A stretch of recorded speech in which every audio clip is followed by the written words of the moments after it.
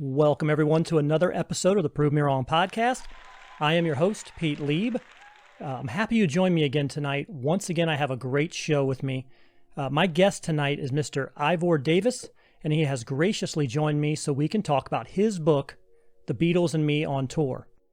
If you've listened to the podcast for any length of time in the past, you already know how big a fan I am of the Beatles.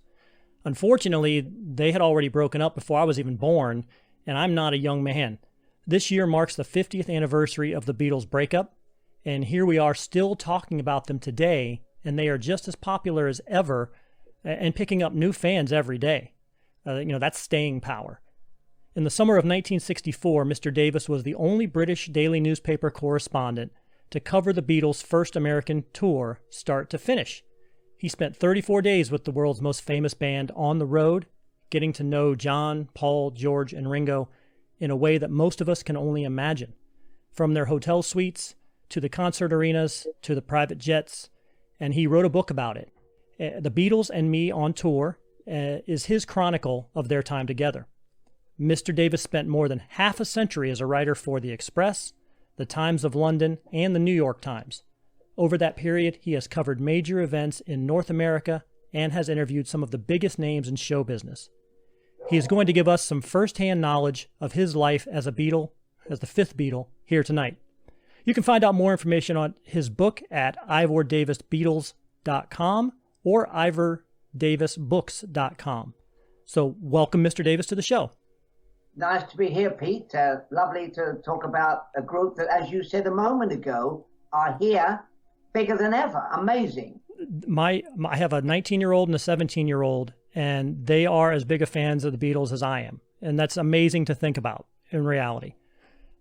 So I'd like to start at the beginning with you, Ivor, if that's okay, and just ask about your background a bit and how did you ultimately become involved with the Beatles' first American tour? Well, I was very lucky. It's one of those situations where I was in the right place at the right time. 1964, I'd just been appointed West Coast correspondent for the London Daily Express. And that was a daily newspaper in London. It's still around, but that was a time when, I think you're too young to remember, but Pete, because people actually read newspapers then. Right.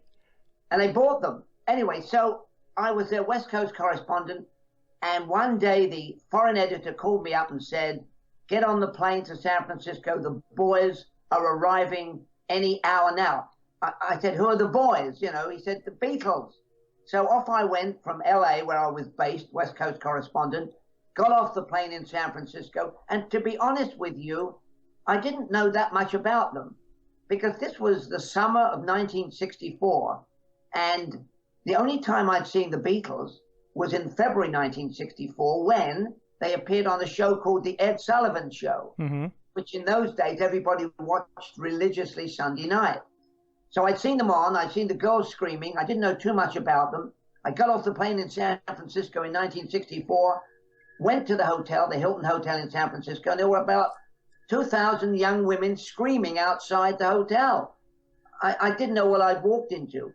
I managed to actually literally fight my way through the girls to the front desk. The hotel clerk said, I'm sorry, sir, we are fully booked. I said, but I'm with the Beatles. He said, oh, well. And off I went upstairs, and they checked me in and met Derek Taylor and met the Beatles, and we were off and running. So they had already been, you said they were on the Ed Sullivan Show before you met them. So they had already at least been in the United States prior to you meeting them. Yes. How famous were they at that point in America versus what they were in Europe? Well, strangely enough, their first foray was in February 1964 when they appeared on the Ed Sullivan Show. And really, nobody knew much about them. But once they were on the Ed Sullivan Show, Brian Epstein, who was their very shrewd manager, said, hey, we're going to capitalize on this. 73 million people tuned in to the Ed Sullivan Show to see that Beatles show. And so Brian said, let's hit America. Because I want to tell you that Brian knew, and he was very sharp, a perceptive guy. Brian knew that most rock and rollers that came from England flopped. Tommy Steele and few people like that. But the Beatles, he cashed in on that moment, and the Beatles sold out at every concert, and it was sheer bedlam and frenzy every step of the way on this 35-day tour. So what was Brian Epstein's influence or legacy on the Beatles? Because I know early in their career, they had a much different image. They had the greased back hair, leather jackets, much different image than what they had when they finally came over here for the first time. What was his impact on their overall transformation going forward? Pete, you've hit a very key point. Brian went in to see them at the Cavern, and he cleaned them up. Yeah. I mean, they were in Hamburg, where they played all night long from about 11 at night until 7 in the morning. They were greasy haired, leather jacketed, cigarette smoking, vile mouthed guys who played these kind of red light district nightclubs. Yeah. Brian went in there and he said, much to John Lennon's chagrin, you've got to clean up. So he gave them the famous haircuts. He took them into a famous tailor shop in London, Savoy Row, and he made them these suits. And I saw the suits up close. They were skin tight. You couldn't put anything in those pockets. And after each song, they bowed like they were meeting royalty. So the whole image, as you pointed out, was dramatically rechanged thanks to Brian's clever idea. And I'll just add one more point. Sure. It was a stroke of genius, because the Rolling Stones, who were also around at the time, were the scruffy, ragged bunch who would, as somebody told me, would, if you let them into your house, they would burn the house down. But the Beatles were gentle. They were the kind of people that you took home to mum and dad for afternoon tea. And this was the image that Brian created so brilliantly. And so then you said John Lennon was initially kind of resistant to it, but they obviously warmed up to it. Were the rest of the guys okay with changing their look if they, with that promise of kind of, the future success? Well, I mean, to be honest with you, John was always the rebel. He was the troublemaker. John was a free thinker. John argued more with Brian than anybody else. And so he kind of reneged about the change in uniform, if you want to say, the cleanup, but he went along with it. And of course, it proved to be quite a brilliant stroke. So there was no guarantee of success in the United States when they started the tour. So, and when you first met them, did you get the impression that they were nervous? I mean, they came off as very comfortable when they came in and were doing those first early interviews, but did they have a sense of what was on the line with the tour? I don't think they really had a sense of what was going to happen. But don't forget, Pete, that what they did in Europe is that they had this incredible acclaim, and they'd done dozens of concerts already. But America was a big mountain to climb. So they were all a bit apprehensive, to be honest with you. And the first day I met them, they were all terribly jet lagged because they just got off the plane from London. And it took a lot longer to get to California than it does today from London. And when I first went into the suite on the day I arrived, it was quite funny because they kind of grunted hello to me when I was introduced by their PR guy, Derek Taylor. But they were more interested in seeing themselves on television arriving in America. And so after 24 hours, once we kind of got together and we hooked up, when I hooked up with them, they become more palatable, and they had a great sense of humor. And as you pointed out a minute ago, on the road we had a press conference at every stop of the way, and the Beatles were kind of a unified Marx Brothers. They were funny. They finished each other's sentences, jokes. And if you ever saw the movie A Hard Day's Night, which I think a lot of people have seen, that was the way they were.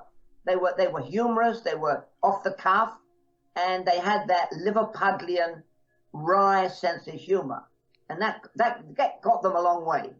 Yeah, that was going to be one of my questions. Was behind closed doors, were they the same people as they were in interview form? Were they still that, or were they putting on the act? Were they putting on the show, playing the role? Or was it that's just who they were? It was really who they were. You've got to realize that Liverpool has a wry and a bit of a dark sense of humor. And they felt, even from the beginning, that they were like museum freaks. Yeah. They showed up and they did their thing and they did their comedy routine. And it was a comedy routine, and I can tell you, it was all ad lib. They made it up as they went along. And if you look at some of those press conferences, and I'm sure you have, right, they're hilarious, And then, how did you find America, George? Well, you make a left turn at Alaska or something like that, or wherever you make a left turn from. I can't do the Beatles thing, right? But they were very good, and they thought in a way like one. And as I say, I refer to the Marx Brothers, and they could do it as great improvisers. And they were nice guys once I got to know them. Once you got to know them. Well, and I think people don't tend to connect that they were very, very young still at that point. Especially now. When I was born, they were fully grown men. So anybody looking back now, I see Paul McCartney as he is now, and you lose focus or lose perspective on he was 20 something, early 20s at that point, and so in their early 20s. Yeah, you're right. I mean, it's hard to imagine, but they came over. They were callow young men. They were not the mature guys that we now know. I mean, Ringo is doing his thing. Paul, of course, is Paul. Right. He's like such an icon. But they were all young men who almost were mesmerized by their own success. And they saw the insanity. And I can tell you, having traveled with them, I was in limousine number 2. They were in limousine number 1. We were on a private jet. And whenever they arrived, wherever they arrived, whether it was 2 a.m, there was hundreds of girls screaming. So they kind of enjoyed it, except the only thing they didn't enjoy, it was the lack of privacy. They couldn't leave their hotel. They were almost prisoners. And that worked well for somebody like me, because, I was in the next door room to their suite, and I could wander in, and they didn't have anybody to talk to. So they were stuck with me. So you mentioned Hard Day's Night, and then you just mentioned again about just the level of groupies and fans that were there. Was it as dangerous as it looked? Like I said, I watched some Hard Day's Night when they're running through the streets and they're tripping and falling down. Was it that dangerous as it looked? Would these crowds almost literally tear them apart? Well, to be honest with you, some of the crowd would have torn them apart. Wow. Although the girls told me afterwards that they were in love with them, with the Beatles. I mean, there was, Paul had 6,948 women that loved him, and you can go from there.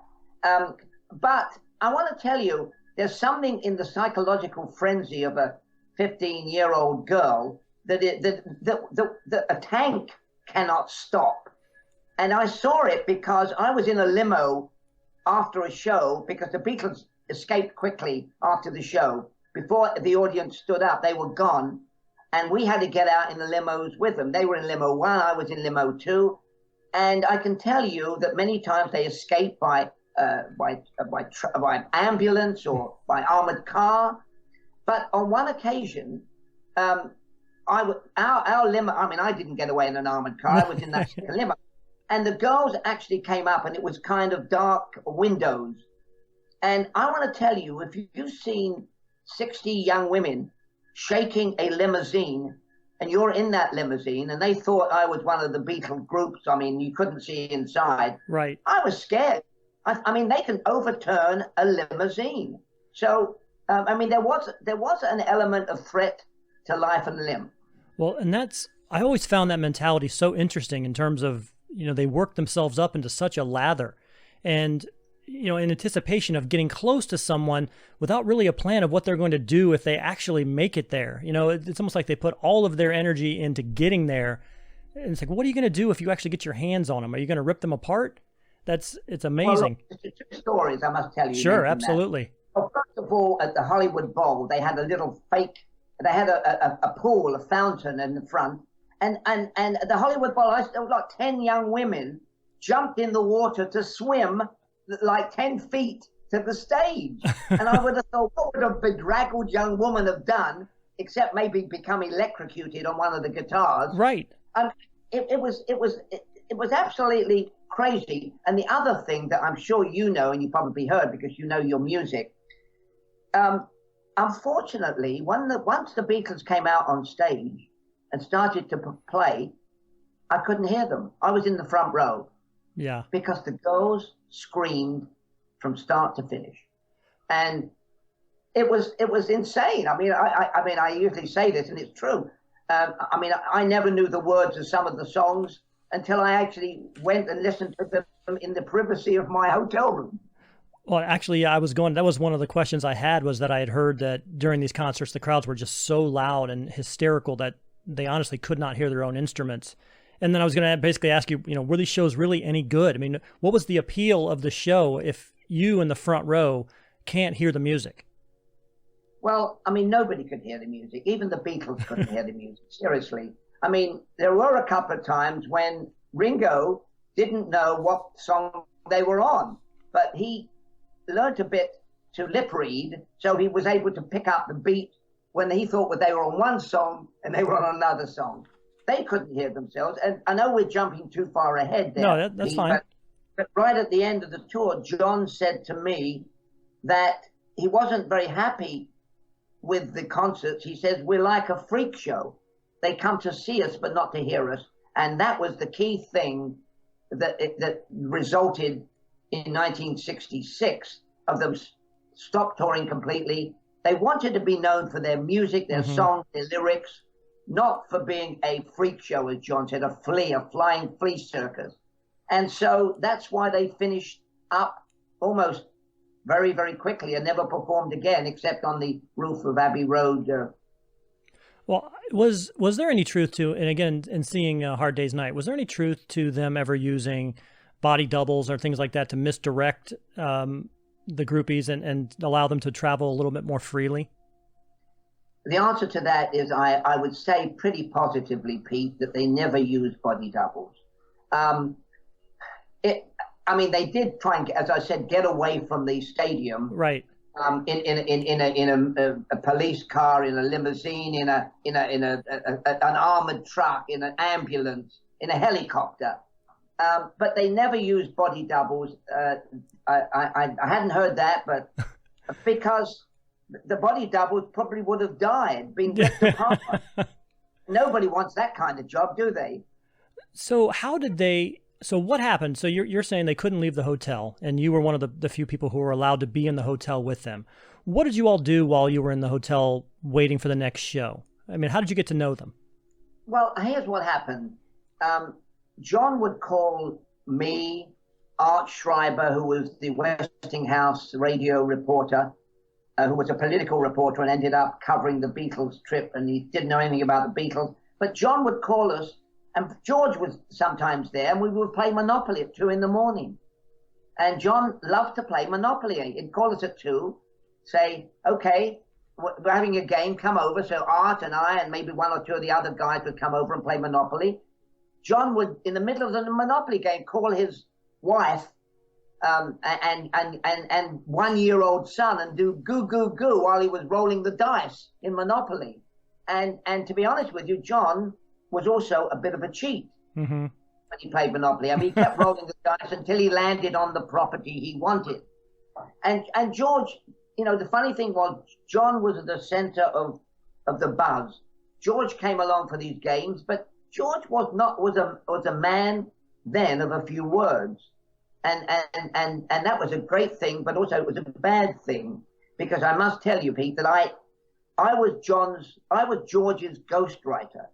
My newspaper said to me, you have to write a column under George's name. I mean, I wrote it for him, but George never talked. George went to bed at 4 a.m., woke up at 3 p.m, and it was past my deadline. So I made up a few of the columns.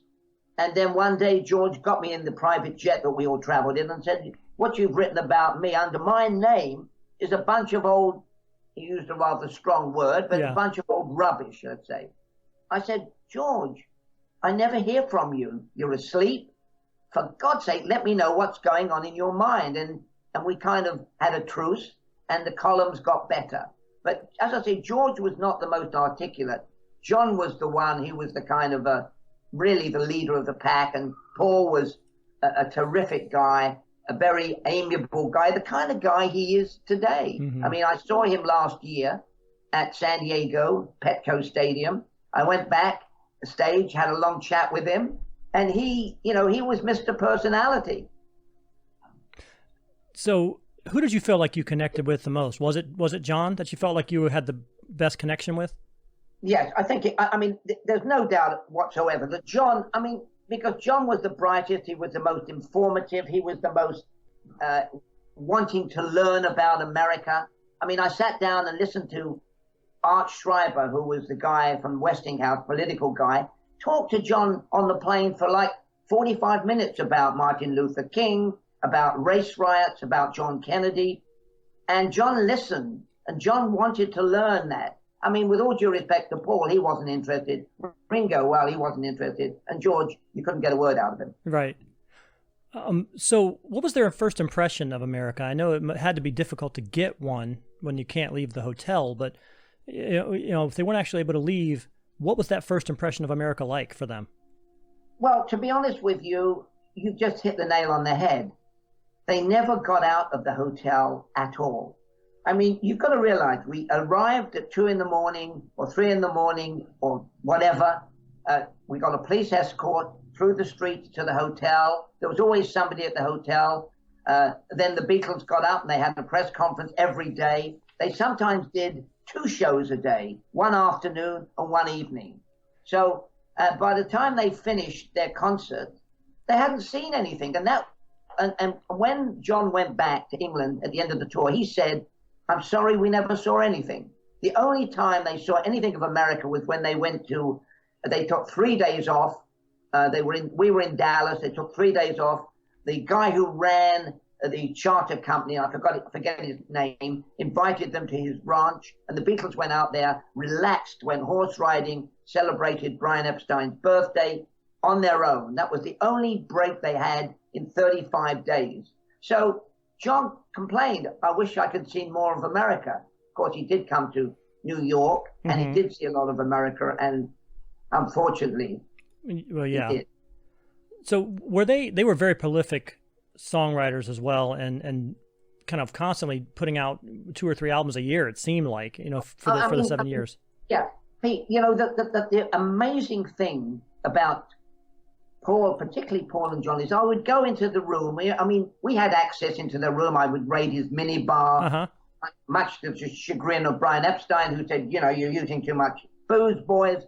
They were earning millions, thousands, and Brian Epstein was complaining about using too much minibar booze. Right. I would go into the room, and I knew instinctively they were sitting on the floor, they were writing songs. And on one of the plane trips, I said, "You guys, you're nonstop. You've got to understand, they churned out, as you said, so many albums. This was August, September 1964. They had to bring out a Christmas album, which had to be finished by early November, late October. So I always saw them writing on yellow legal pads. And you know what? They threw the yellow legal pads with the lyrics into the waste paper bin, and to this day I regret never retrieving that. Right. Imagine what those could be worth, right? Just a doodle from John Lennon. Don't even mention it. Don't even mention it. Well, and again, it's something that, for perspective, bands nowadays may do an album every 2 years, or every year and a half, 2 years, 3 years. They were literally doing 3 a year. For them to be together 7 years roughly, and to have, 12, 15 albums, however many it was, that's to not only make them, but then to be so good and so life-changing, and the music to be so transcendent, with just constantly touring and writing and touring and writing, at least for those first couple of years. People don't really get a sense of that. No, that is a very, very important point you make, because now, it takes 2 years and you get one album. Yeah. They were so prolific that it boggles the mind to even think about it. But whenever they had a spare moment, John particularly and Paul, they were the ones that wrote most of the stuff, and occasionally they threw a song at Ringo or they threw a song at George. And to be honest with you, you mentioned the 50th anniversary of their divorce. part of the reason the divorce of the Beatles came about was that George wanted to be to write his own stuff, and he didn't get enough, and he complained about that. And Ringo, of course, also was tossed a crumb or two.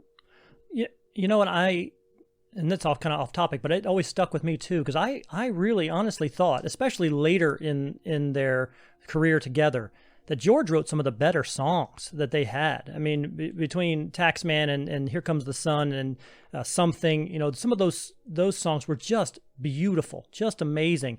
And maybe it was through osmosis, being near the other two, and he improved. But then All Things Must Pass, his album came out right after, they all broke up, and it was amazing. It was incredible. Yeah. So those songs could have been on Beatles albums. I have a hard time. They could have been. And in a way, when the breakup came, as you said, 50 years ago this year, George wasn't that upset because he felt he wanted to be his own man. Right. I mean, you can't, you've got to capture the essence of the time. And he knew he wanted to be creative, and he knew that he wasn't being creative with the three other guys, because, I don't think it was a deliberate thing, but John and Paul were the ones that composed most of the music, 90% of the music, of the songs. And George felt he was a creative, brilliant man. And when he broke away, and when the breakup came, George wasn't that upset. George said, "I'm going to do my own thing," and he went off and he did, I think, with Dark Horse Records, or and he did some great stuff, as you said. Absolutely. So that helped. That sort of put the grease under the wheels of their breakup. Yeah, he was always, to me, it always kind of reminded me of, he's, the rose bush trying to grow in the shade of the oak tree. Those other two guys are this enormous blanketing influence, and he could never get enough sunlight to actually grow on his own. And I don't know that they ever just said, I don't know that they ever came around mentally to the fact that, he's really improving, and we should include him more. I just don't think they ever did. You've got to get back into the time mindset. John and Paul say, we write the song. Right. If George had said, hey guys, I'd like to contribute, but it's easier said than done. The inquest that we're having right now, why didn't they let George in on the act? Because he showed that he had it, didn't he? He had the moxie to do his own stuff. And that was the way it was. The two guys and the others who were not, they weren't interlopers, but they were on the perimeter. Right. Well, the Beatles themselves are so influential to really you could almost throw a dart at any band currently right now, and they will say that one of their influences was the Beatles. Were they themselves influenced by anybody? Did they want to meet anyone when they came to America? Yes, they did. First of all, John wanted to meet Bob Dylan, and they did meet Bob Dylan, and they wanted to meet Elvis Presley, and they did meet Elvis Presley. For sure. And I was fortunate enough to be around when they met both of them. But as you pointed out a minute ago, they were influenced by a lot of the black music of singers. Right. Because John used to listen in England. In England, they didn't have that many great radio stations. So John used to listen. I know this because I used to listen to an outfit called Radio Luxembourg, which was a sort of a pirate radio station in Luxembourg, in Germany. John got all the great American music from that station. So they were influenced heavily by that. And they went to see, Bob Dylan came to see them bearing gifts of a high-grade marijuana. Nice. At the end of the tour in 1964. And then in 1965, they all got to meet Elvis at Elvis's house. But that's kind of an interesting story. Can you talk about it? Well, of course. Yeah. Well, the first year I knew that because we were the little coterie of journalists knew what was going on for most of the time. They wanted to meet Elvis, but Elvis was working on another movie. Right. And the Beatles were running all over the country. And Brian Epstein met with Colonel Tom Parker, who, as you know, was Elvis's manager, and they never made it happen. And then in 1966, on the summer of 65, a year later, I got a call from Mal Evans, who was the road manager. He said, "We're going to meet Elvis. Get over here." So I raced over to the house. We got in the limos. We went to Elvis's house, and the meeting took place. Well, I want to tell you, you had these two giants of the industry meeting. Brian Epstein and Colonel Tom Parker said, no media recordings, no cameras. There is not a single picture of that night. But I was the wallflower. I was watching, and it was quite a funny incident because when they got there, Elvis was sitting on the couch surrounded by his Memphis Mafia pals. Priscilla was there. I remember her because she was young, very young, and she had a 6-foot bouffant hairstyle. That in those days, girls were there. Right. They were 4'7" and they wore 6-foot bouffant hairstyle, making them very tall. And Elvis sat on the couch watching television, and nobody said, Elvis, I'd like you to meet John, Paul, George, and Ringo. So after sitting around for 15 minutes, Elvis jumps up. He'd been changing the remote control on the TV, and said, "Hey, you guys, if I thought we came here to jam, I'm going to bed. If not, well, of course, the Beatles like that, and they finally loosened up, and they did jam. Paul Ringo had to go in and play billiards, snooker in the other room because he didn't have drums. But they started jamming, but not Beatles music, Elvis stuff, some other pop music, and they did it for 20 minutes, and that broke the ice. And then at the end of it, they were there for probably about an hour, and they had a buffet, and they sort of mingled. And the Memphis Mafia said to John as we were leaving, "I hope you guys get together with Elvis again," but it never happened. And I can tell you this for certainty because I know, and many people remember, when Elvis Presley went to see Richard Nixon in the White House and took him a gift of a couple of guns and handed it to him. Remember that? Yeah. That's wonderful. Elvis badmouthed the Beatles. And the reason he did it, I think it makes sense. First of all, Elvis was top of the hit parade, number one. The Beatles come along, boom. He's now no longer king of rock and roll. And also Elvis was making, and I know this because I visited Elvis on some of his films, he was making, I would say not crappy movies, but cookie cutter movies. Every movie, the same story, a different leading lady. Elvis made 3 movies at least a year under kind of slave labor circumstances. The Beatles come along with 1 movie, which it opened while we were on tour. It was called A Hard Day's Night. And it was a sensationally successful film. So Elvis, honestly, was very jealous of the Beatles. And so when he went to see Richard Nixon, he said, these Beatles, he badmouthed them. He said, these Beatles, and it's on the record, I'm not making it up. He said, they come to America, they earn all this money, they go back to England, and they badmouth America. Well, it wasn't true. And so when Ringo heard that and the Beatles heard that, they were very PO'd that Elvis should say what he said. And they never met again.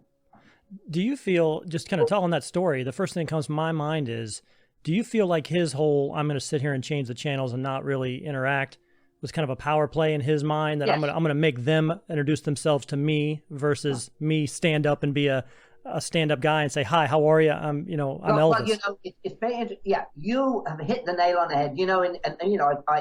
I thought about that story. I've written about that story, and that subtext that you have just said, because, you're the host. Yeah. You're the guy whose house. Right, exactly. Come to. Doesn't it make sense that you would get up and greet your guests? Yeah. Who doesn't get up and say, hello, hi, I'm Elvis, nice to meet you. Hi, it's no good. That scene never escaped my memory. Yeah. There was Elvis sitting there, dressed like Elvis would, and I always remember he had those sideburns like they were like old-fashioned shag carpeting. It was so thick, you could lose a comb in his sideburns. But he sat there. This was his kingdom. he was fiddling with the bloody remote, Right. And nobody brought them together. I mean, it's elementary, my dear Elvis, isn't it?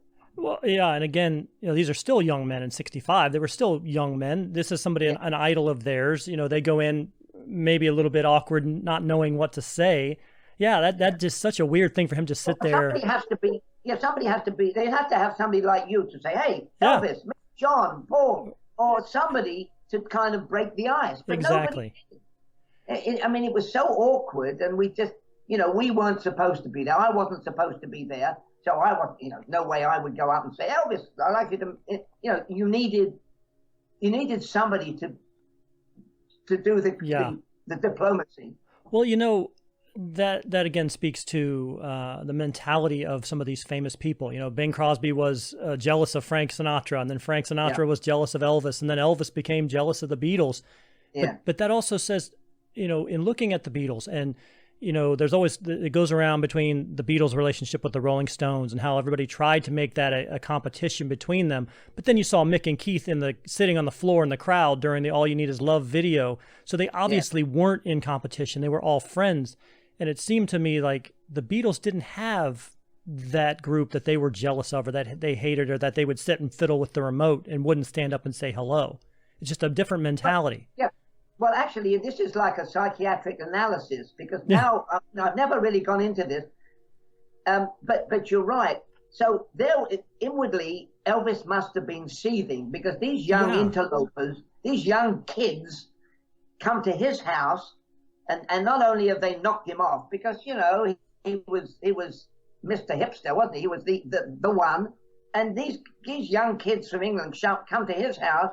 How dare they dethrone him? Right. And there it is. That explains why we had this 15 minutes of uncomfortable nothing. It is that way, that mentality sometimes, when you're like, how dare you not come and kiss the ring? I've been sitting here for 15 minutes. How dare you not come in here and kiss the ring and bend the knee, and give me the respect. That's it. That's it. I mean, you knew John wasn't going to do that. No, absolutely. I mean, John told me. I mean, he grew up on a Heartbreak Hotel and Blue Suede Shoes. I mean, he loved Elvis's versions of that. But it's interesting that you've turned the microscope on it, and that's exactly what was going on in the room.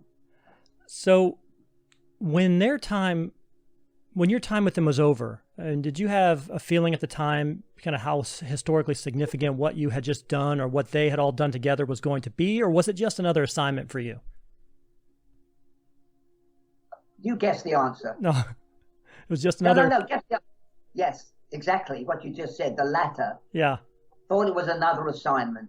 I mean, I had a good time. It was an amazing experience.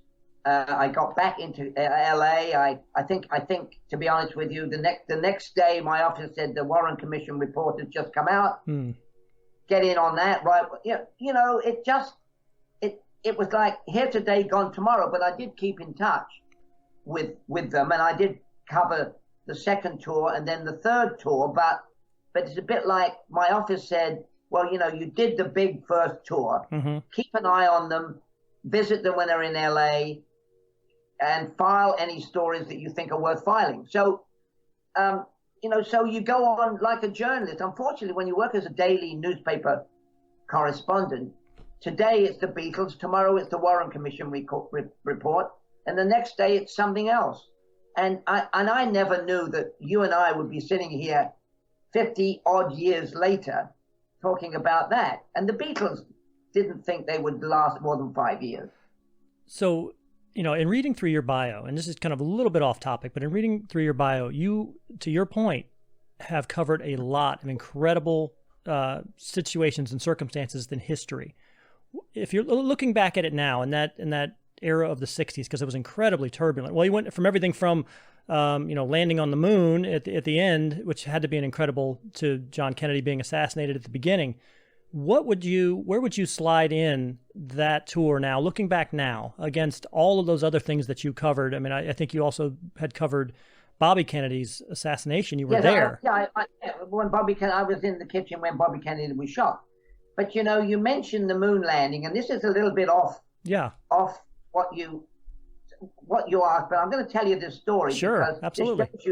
This is kind of weird. Now, I've never mentioned this, but so when the men were about to land on the moon, my London office called me in California and said, "We want you to go to Australia right now." They said Mick Jagger's girlfriend, Marianne Faithfull, has taken an overdose of pills, and we want you to do an interview with Mick.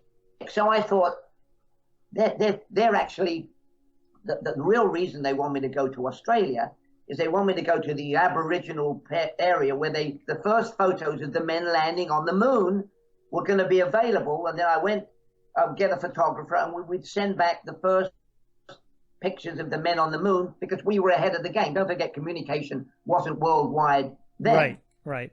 So I jump on the plane, I go to Australia, and I get to Australia, I land in Sydney, I get into a taxi, I get to the hotel, I call the office, I say, "Is it the moon pictures you want me to get?" They said, "No, we want you to go and interview Mick Jagger because Marion is in hospital under life support. She lives and she's still around." And so is Mick. So I don't know why. So you go from one crazy story to another crazy story. And I've almost lost the theme of what the question was originally, Pete. So it was more just, how would you rate, in all of the things that you covered during those 60s, where would that Beatles tour be historically? Well, the Beatles tour was quite high on my antenna. Mm-hmm. But the funny thing is, in the years, for many years afterwards, I didn't tell too many people about it. I wrote my book about only a few years ago, my Beatles experiences. Right. Because you're covering stories every day. And even my kids didn't know. They knew vaguely that I had a picture of me and the Beatles, a big picture of me and the Beatles together, and a picture of me and George. But you don't say, wow. You don't highlight it. And I never did highlight it. And in retrospect, it was an incredible experience. And as I said at the beginning of our conversation, you're at the right place at the right time. It's just pure serendipity. So going past the 1964 tour now, you said you were able to keep contact with them. I would also just like to get, and quite honestly, I wasn't alive. Again, I wasn't alive when they broke up. So I wanted to kind of get a feeling from you. What was the feeling in the world just in a few short years later when they announced that they would no longer be touring? With the amount of, spectacle that the tour in 64 had, what was the feeling like when they came out and said, "We're not going to tour any longer"? Well, I think the general public were upset. But I had kept a finger in the pie a little bit. I knew Derek Taylor, who's now the late Derek Taylor, who was their PR guy, who came to California, and I got to know him very well when he lived in California, worked for the Beach Boys and the Byrds and people like that doing PR, because Derek Taylor was a brilliant man, a witty guy, a Liverpudlian, who knew the Beatles intimately. And when he came to Hollywood, every rock and roll group wanted to hire him to sprinkle some of the Beatle magic dust on them. So where was I now? I've gone off on this side street. Bring me back on the straight road again. The breakup. Sorry, Pete. Yeah. Or just how the feeling was when they were no longer going to tour. When they said, "We're just going to stay in the studio now. You're not going to see us in public as much anymore." Yeah. Well, we knew, as I said earlier, that John particularly wanted to make music that people listened to, and they didn't want to be a freak show. Mm-hmm. So there was that element. And then don't forget, Brian Epstein died of an overdose, accidental or otherwise, of drugs. Brian was the conductor of the orchestra. Brian had done what we discussed and put them on the path to fame.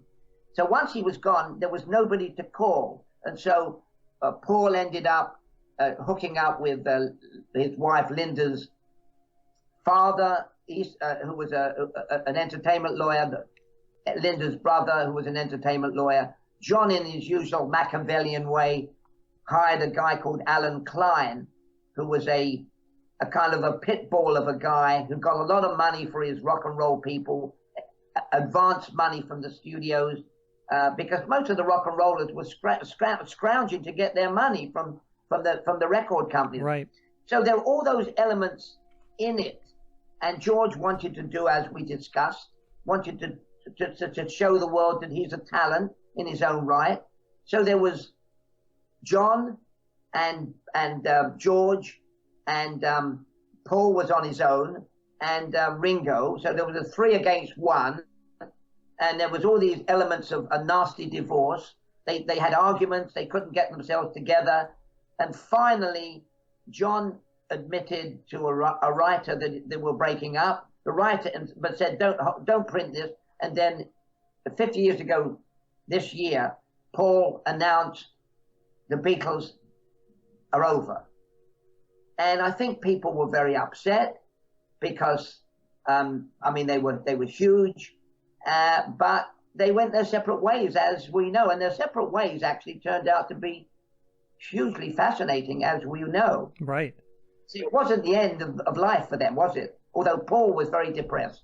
So to go back to like 66, 67, when you had mentioned that Brian Epstein passed away, how much of an impact did that have as well? Because again, as soon as he passed away and he was no longer, his influence was no longer there, they changed radically. The band changed radically. Again, their dress changed radically. The drug use really, really took off. The music did just a seismic shift in the direction that the music was going.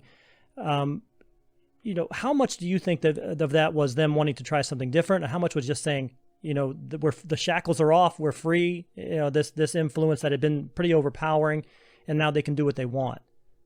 I think that it's elements of all of what you said, as we discussed. George wanted to do his own thing. George became enamored with Ravi Shankar, the Indian influence. George was the one that got the Beatles to go to the Maharishi, to go to India.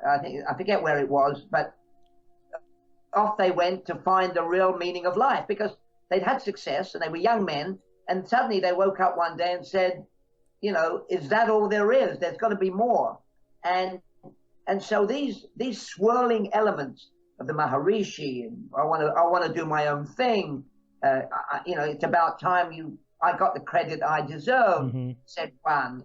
All those elements came together, and the divorce, the breakup was quite a bitter one, and I know that Paul was shattered by that. And the other 2 elements I should bring in is, and a lot of people said, well, did Yoko break them up? Not really. Did Linda break them up? No. But you see, John was besotted by Yoko, and the Beatles were absolutely PO'd when he would show up at recordings with Yoko. Right. Who the hell is this woman? They said. And John stuck to his guns. He said she's going to stick around. And so those elements added up to a rather explosive atmosphere that ended up, not surprisingly, in the end of the Beatles as we knew them. Well, she even started taking pictures, like she was literally in band pictures. I mean, there was there was a promotional picture for the band, and Yoko was in it. That's just so odd. Well, she showed up. She showed up at the recording sessions, and the other Beatles were apoplectic. Yeah. They were just, who the hell is this woman? Suddenly, she's not a Beatle, and I've got to give it to Yoko. She stuck with it. My God, she's now the keeper of the John Flame, and she's, a formidable lady. It's amazing to me. She has become, that whole scenario has become the butt of a billion jokes, right? Whenever there's any inside influence or something that comes in that breaks something up, it's always, that's your Yoko. Her name is going down as synonymous with like a home wrecker, even forever. Yeah, homewrecker. That was the way she was perceived. Yeah. Because after all, not only was she Asian, but she came from this alien environment they didn't know anything about, and she was a little bit, what's the word? How can I put it? Unusual, a bit different. She wasn't a Liverpool wife. who wasn't a girl from Liverpool. And, you know, the difference was huge. And then all of a sudden, John refused. I mean, they were tied at the ankles, John and Yoko. And the Beatles did not like that. So all those, as I said, all those swirling elements added up to "We're Gone." And just to put on my junior psychology hat again, you know, I was also looking at you because we mentioned John's rebelliousness and his lack of respect for kind of authority, and it seems to me like that might have also been one of those ultimate factors for the breakup, because once Brian Epstein was gone, and you know, and he was again the managing force, but he wasn't one of the band; he was somebody separate. Once he was gone, and then there was that vacuum, and then by all accounts, Paul kind of worked his way into that leadership role and really started driving the day-to-day of the band, and we're going to go in this direction, and this is kind of, you know, sort of having much more impact on the music, and was doing drums for Ringo when Ringo quit, and was overdubbing some of George's guitar parts, and that alone, you know, which may have tweaked John even more, because this is now one of his peers who is now trying to take over as the leader when he had always been the leader before. I mean, I don't know if you have any thoughts on that. I think that analysis is actually spot on. It's perfect because Brian was the arbitrator. When there was a dispute, they went to Brian. I mean, right. He was the schoolmaster. He was the headmaster. I mean, I used to see him sort of tutting and telling John off for misbehaving at a press conference, or I mean, it's like Daddy telling you, "Don't do that again, I'll smack your bottom." Anyway, but that thesis you've given me is about right. And Paul was beginning to, I use the term sow his wild oats, but I only mean it in a fiscal way, because you know, they'd given away their music. They didn't get a great deal. I mean, the merchandising, which was huge and which John hated, earned big money. And Brian didn't do well on that front, but he did well as being when there was a dispute, Brian resolved it. He wasn't there anymore. So there was it's a bit like if you were running a film studio and the boss of the film studio left, there would be an inner struggle within, I mentioned film studio, anywhere, corporation.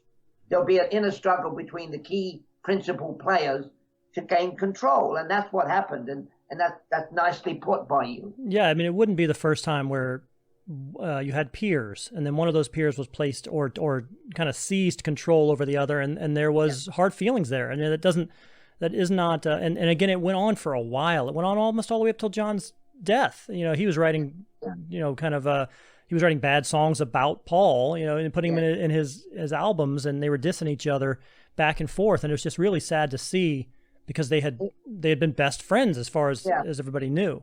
Well, it's a bit like, you know, you're not telling me what to do, Pete. Right? Come on, don't do that. And it's a bit like a marriage which has gone off the rails, and she's blaming him and he's blaming her, and people are taking sides. It's human nature. Right. Well, I have one more question for you, if that's okay. We're coming up on the hour here. And so my last question is, what is it, in your opinion, about the Beatles that make them still relevant today? And I mentioned, you know, I have a 19-year-old and a 17-year-old myself, and it seems like from birth, they would be in the back seat of the car at 4 and 5 years old, and they could tell me if John was singing or if Paul was singing. They knew the difference in their voices because it meant so much to me. You know, it meant so much to me, and I loved them so much. I mean, is it as simple as just that there was great music, but there are a lot of bands who have made great music. So, I mean, do you have any thoughts on what has made them still relevant this long after? Well, in a way, their music has become part of our lifeblood, if you like music, and it becomes almost second nature to us. And yet I discover what you just said. I mean, I go to Beatle conventions and I see such a wide range of people, the kids, the grandkids, young people who love the music. And you've got to look. I mean, I listened to Breakfast with the Beatles. Absolutely. With Chris Carter, I don't know, who knows his stuff brilliantly, and he has a great show. And when I listen to the songs, and they resonate, even though I heard them first time 55 years ago. You're right. And you play them today, and they're still pretty good, aren't they? And in this era of coronavirus, yeah. I mean, look at the songs. Here Comes the Sun. I mean, you could probably rattle off 6 songs that are Beatle uplifting, that are inspirational. Absolutely. I mean, Let It Be and All You Need Is Love. Absolutely. Yes. I mean, just look at it. I mean, we could go through and we can pick out 10 in 10 seconds. So the music is indelibly part of our lives.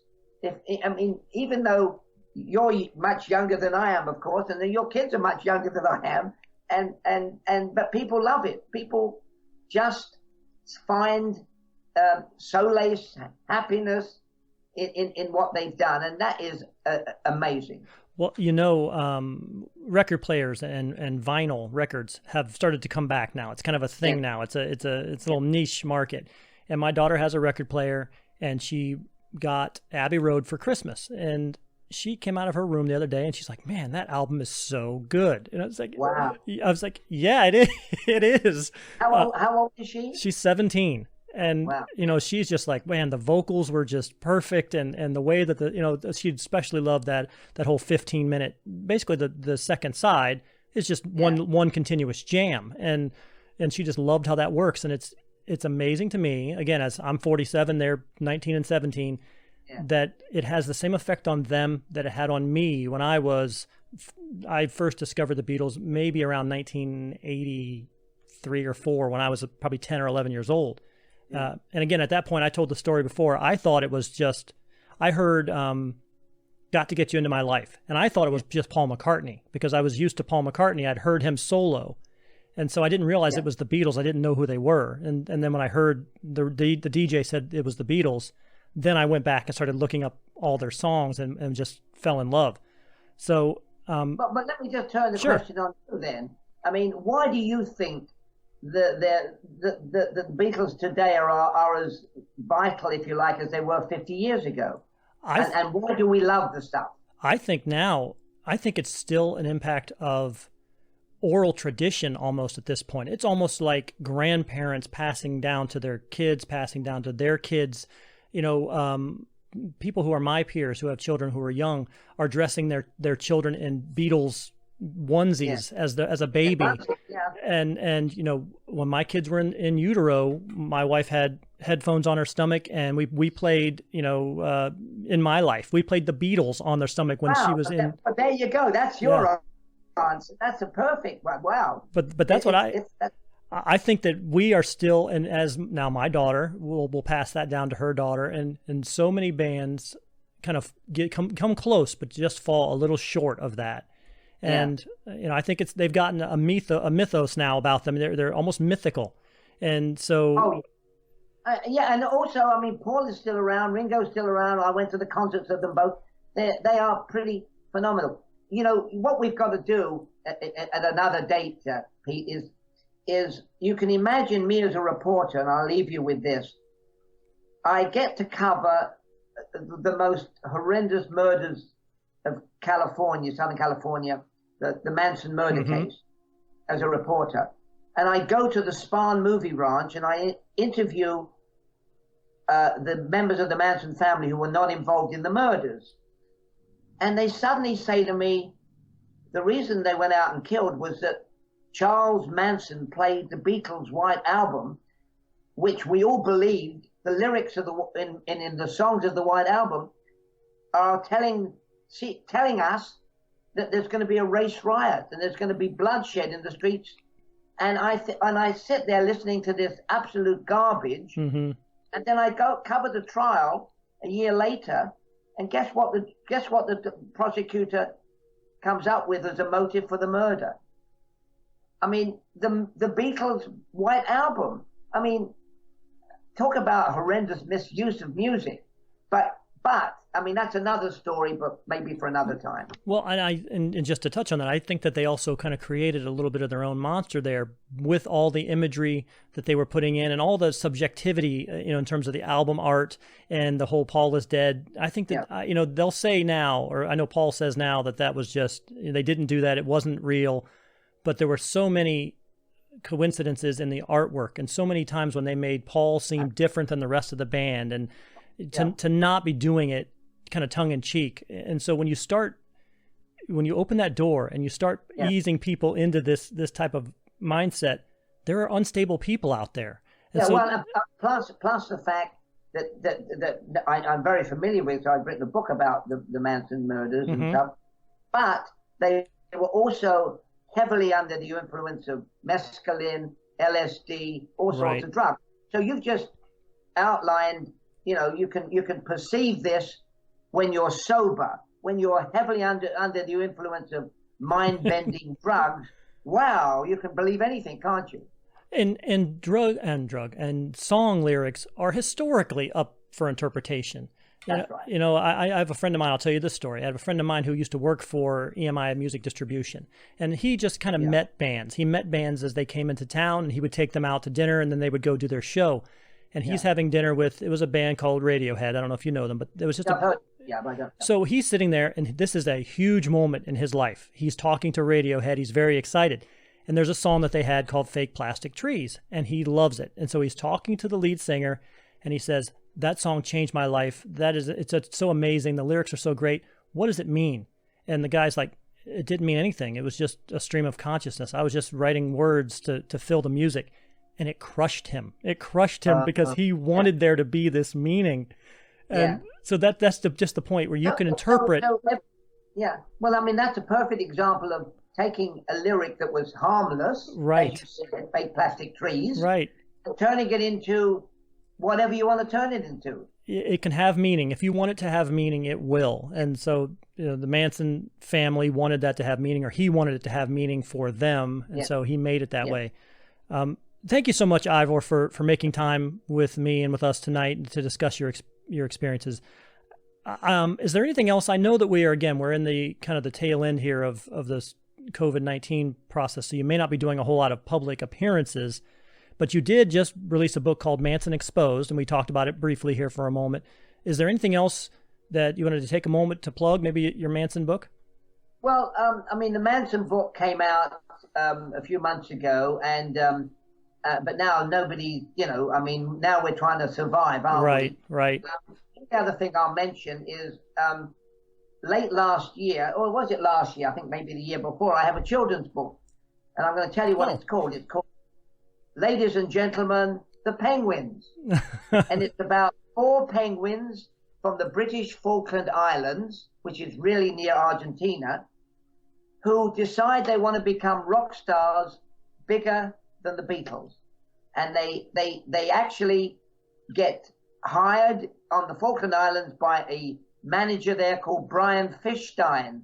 And they are so successful, these young penguins, that they get invited to appear on the Ed Pelican show.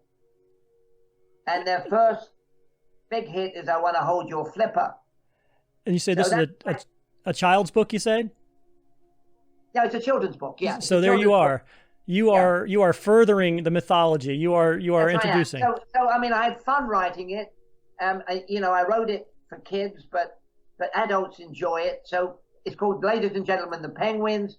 It's got nothing to do with murder. It's got a lot to do with music, and it's a fun book for kids. So, I've got the Beatle book, I've got the Penguin book, and I've got the Manson murder book. So, what's going to be the next thing? I don't know.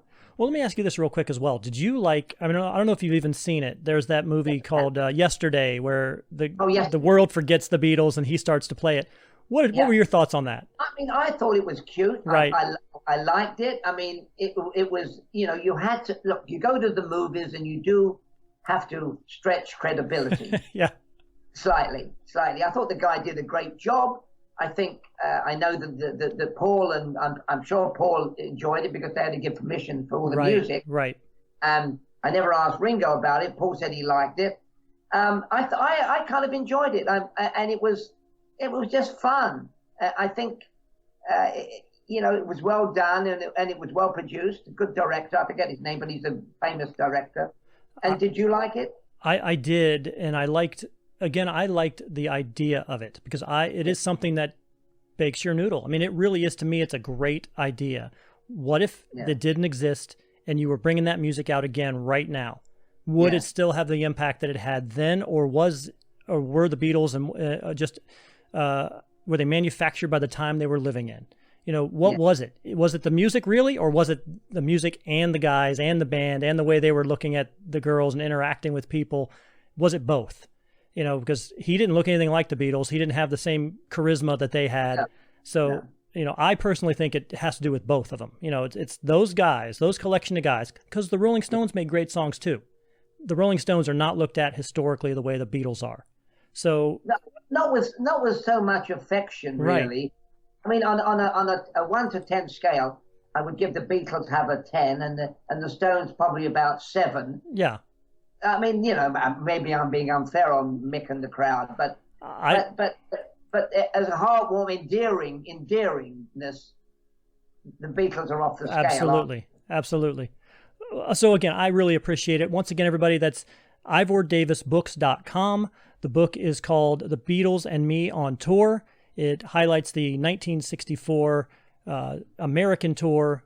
Ivor Davis was with the Beatles.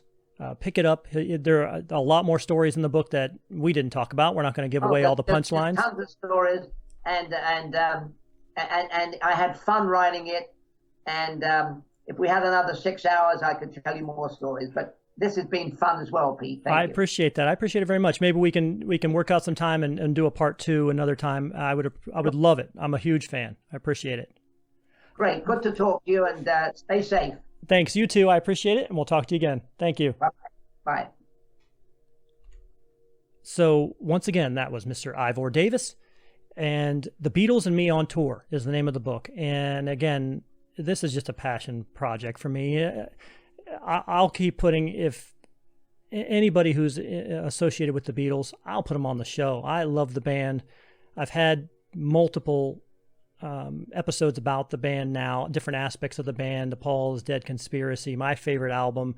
Now just talking to someone who was there in the room. And I'm incredibly excited about that opportunity to talk to Ivor and see how these guys were as very young men, early 20s, first trip to America, trying to get their feet under them, not really understanding what was in store for them for the rest of their lives. I mean, Paul, I think, is the wealthiest musician in the world, and maybe one of the most recognizable faces in the world. I would say that the Beatles are probably, if not the most recognizable band ever, then I don't know who is. If you're saying that the Beatles aren't, you're going to have to provide me who you think is. So a lot of really interesting stuff there. I think it was that Elvis story is super interesting to me, because there's always that guy, he struggled to get where he was, and then he was intimidated and jealous of the guy who wants to come and knock him off, and doesn't have the grace or the self-confidence even. That's what it kind of seems like to me. It's the self-confidence to look at these 4 guys, these 4 young guys who are just starting to make their career and make their lives, and extend a hand in friendship and say, hey guys, good to meet you. I love what you do. Had to make them come and kiss the ring before he would interact with them. That's such an interesting story to me. I don't know what any of you think. What do you think? Do you have any questions or concern or thoughts about what Ivor has said here today? What do you think about the Beatles? What do you think it would have been like to have been on tour with them, with the female attraction that they had, and having to essentially be locked into their hotel because they couldn't move around with just the number of fans that were out there, not being able to hear the music?